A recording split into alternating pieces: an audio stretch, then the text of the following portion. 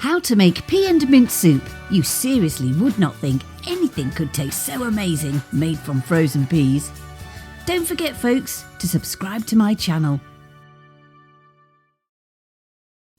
For this pea and mint soup, you will need a large pan.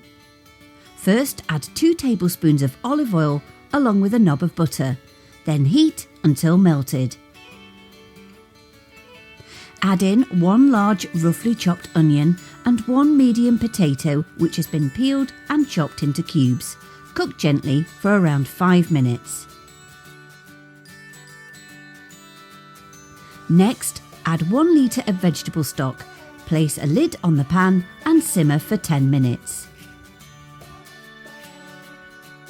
Place 700 grams of frozen peas in and then a handful of fresh mint leaves. Bring to a fast simmer and cook for a further 3 to 4 minutes until the peas are cooked through and the potato is tender. Add a good grinding of pepper. Salt shouldn't be necessary for this pea and mint soup if you've used a quality stock. I use my KitchenAid blender for this, but you could use a hand blender. Fill the blender until just under halfway, otherwise you could end up with pea and mint soup everywhere. Blend until smooth in batches and then place back in the pan.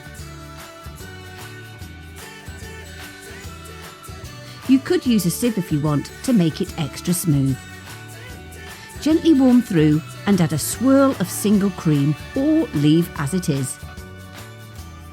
This pea and mint soup is perfect left simple, but you could add some crispy fried onion on top, add some ham for pea and ham soup, or how about adding some croutons?